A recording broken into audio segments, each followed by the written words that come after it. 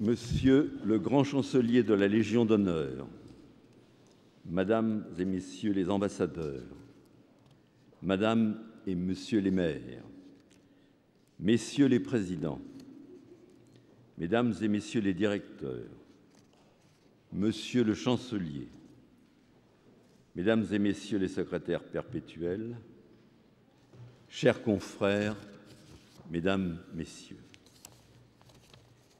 je déclare ouverte la séance solennelle de rentrée des 5 académies qui, selon l'usage, a lieu chaque année le mardi le plus proche du 25 octobre, jour de la création de l'Institut en 1795.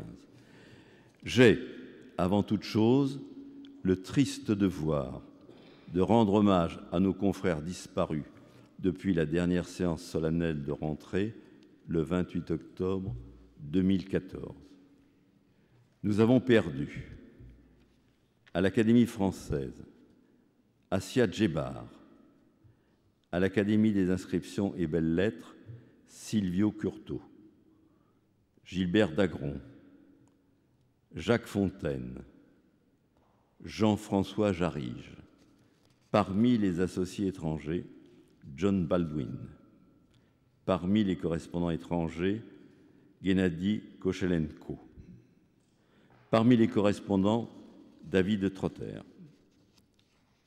à l'Académie des sciences, Yves Chauvin, Jean-François Denis, Henri Duranton, Maurice Roseau, Lionel Solomon, parmi les associés étrangers, Marcel Gaulet, Vernon Mountcastle, Alexander Rich, parmi les correspondants, Jean Flao, Edmond Malinvaux, Raymond Stora, à l'Académie des Beaux-Arts, Lucien Clergue, parmi les correspondants, Marc Jaulme, à l'Académie des sciences morales et politiques, Michel Albert, Pierre Baucher, Bernard d'Espagna, parmi les associés étrangers, Roland Mortier, parmi les correspondants,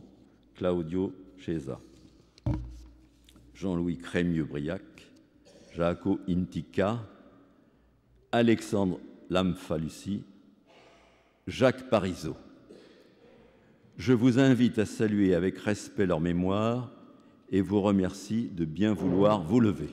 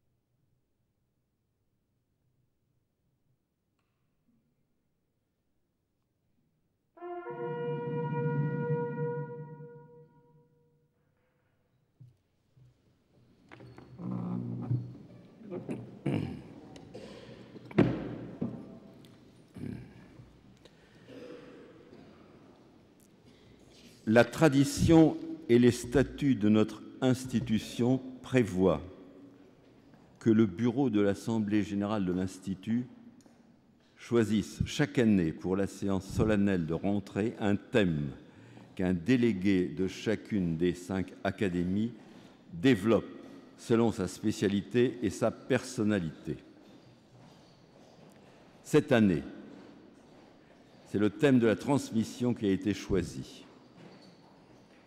La transmission doit être, je crois, comprise comme l'ensemble des procédés par lesquels les éléments se répandent dans l'espace, mais aussi dans le temps. On comprend donc aisément que la transmission est un thème transversal sur lequel peuvent se pencher toutes les disciplines réunies au sein de notre institution. Ainsi, interviendront successivement M. Rémy Brague, délégué de l'Académie des sciences morales et politiques, pour la lecture de son discours intitulé « Transmission et transcendance ». M. Éric Desmazières, délégué de l'Académie des beaux-arts, pour son discours intitulé « L'art ne s'enseigne pas, il se transmet ». M. Jean-Louis Mandel, délégué de l'Académie des sciences, pour son discours « La transmission génétique ». M. Pierre Laurens, délégué de l'Académie des inscriptions et belles-lettres, pour son discours « Les anciens et nous, moins un héritage qu'une conquête ». Madame Danielle Salnave, déléguée de l'Académie française, pour son discours intitulé « Faire le pari de la transmission ». Piètre disciple qui ne surpasse pas son maître, écrit vers 1490 Leonardo da Vinci dans son traité sur la peinture, dont les notes rapportées d'Italie par le général Bonaparte sont conservées dans le manuscrit A de l'Institut de France. Et encore cette pensée de Georges Steiner, je le cite, « Un des nombreux privilèges du maître, c'est d'éveiller chez les autres des pouvoirs et des rêves qui dépassent les siens. » En ces temps de crise qui frappent les institutions en charge d'éduquer et de transmettre les savoirs, ces propos sont porteurs d'une pensée qui ne parle ni d'autorité, ni de technique de transmission, mais de dépassement et de rêve. Oui, les conditions sociales, les contraintes d'enseigner au grand nombre et les nouveaux moyens de transmission représentent un défi particulier propre à notre époque. Mais cette ambition de dépassement, cette aspiration au rêve, toujours présente au cœur des enseignants, il faut veiller à les maintenir et à les réaffirmer. Oui, il y a une crise de la transmission. Les causes en sont connues, elles sont nombreuses, évoquons-en quelques-unes.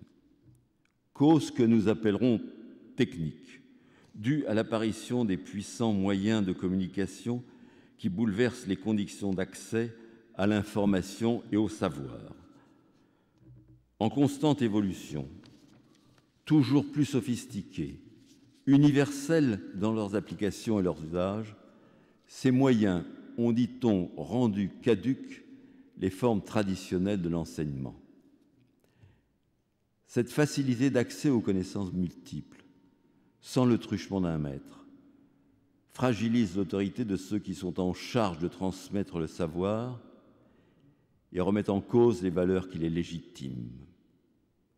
Autre cause, moins souvent citée, celle de la spécialisation des disciplines qui, générant à la fois leur autonomie et leur interdépendance, rend complexe et illusoire la transmission d'un savoir par un seul individu, aussi savant et cultivé soit-il.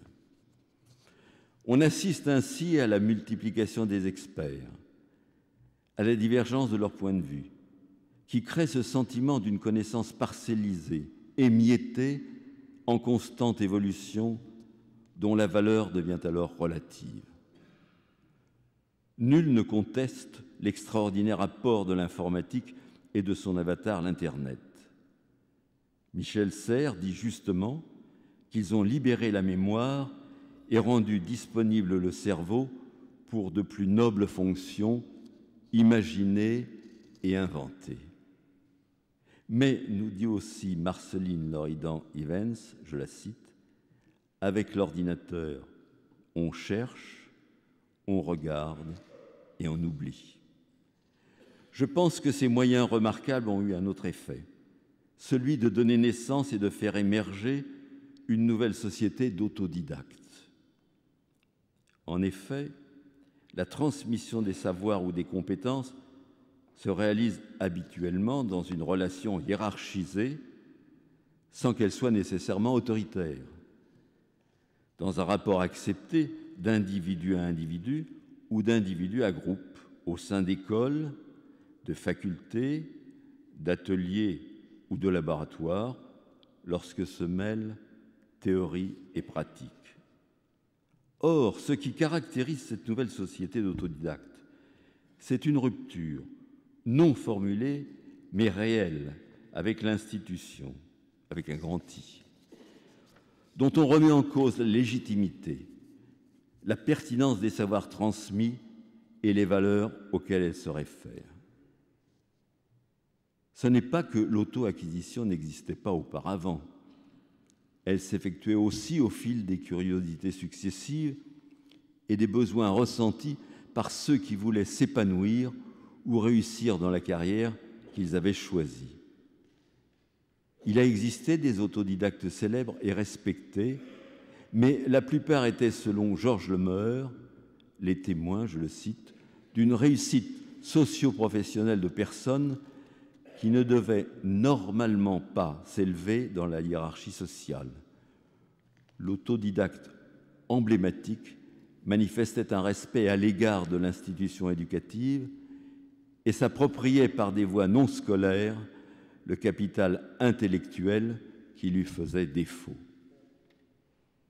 J'ai le sentiment que ce n'est plus ce respect que ressentent les autodidactes d'aujourd'hui. J'ai évoqué la complexité croissante des disciplines, leur constante spécialisation, leur interaction nécessaire pour rendre compte de phénomènes complexes. Les exemples en sont nombreux dans le monde scientifique. Je n'aborderai pas ce domaine, mais permettez-moi, en quelques mots, d'évoquer celui de l'enseignement de l'architecture et des évolutions qu'il a connues.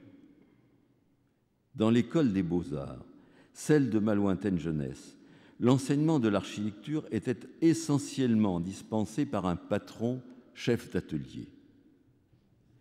Certes, d'éminents professeurs prodiguaient ex cathedra des cours théoriques de mathématiques, de physique, de chimie, de résistance des matériaux et bien sûr d'histoire de l'art. Mais ces éminents professeurs ne quittaient jamais leur chaire, et d'ailleurs, on ne leur demandait pas, pour rencontrer les étudiants au sein de leurs ateliers. L'atelier, ce lieu mythique où s'effectuait sous la tutelle exclusive du patron l'exercice du projet, élément central de l'enseignement de l'architecture. Or, à la suite des bouleversements que nous connaissons, la direction de cet exercice est devenue collégiale.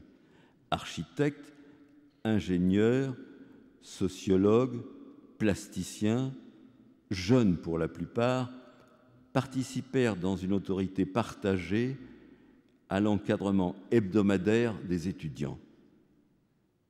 Certes, cette nouvelle forme d'enseignement a été bénéfique. Elle a insufflé un air frais dans ces écoles d'architecture qui ont succédé à la défunte section d'architecture de l'école des beaux-arts. C'est de ces écoles que sont sorties les générations d'architectes qui ont imaginé et conçu une architecture d'une qualité et d'une originalité reconnues internationalement.